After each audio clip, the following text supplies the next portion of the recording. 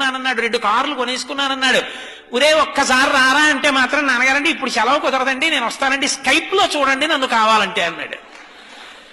ఎప్పుడో వస్తాడు వాడు, ఉన్నదంతా వాడికి ఇచ్చాడు. ఒరే నాకు ఇస్తావా అని అడుగుతాడా తండ్రి? అడగడు. ఆ పెంకుటింట్లో ఉంటున్నాడు.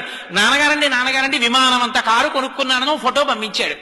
అది చూసి ఈ పెద్ద ఆయన పెంకుటింట్లోంచి రోహిణీ కార్తెలో ఉత్తరీయ నెత్తి మీద వేసుకుని ఎదురింటికి వెళ్ళి తలుపు కొట్టి మా అబ్బాయి విమానం అంత కారు కొనుక్కున్నట్ట ఫోటో చూడండి అంటాడు.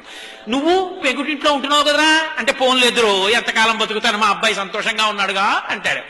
కొడుకు యొక్క సంతోషాన్ని చూసి సంతోషించగలిగిన వాడు తండ్రి. తను సంతోషించి కొడుకు సంతోషించాలనడం అది తండ్రితనం అంటే.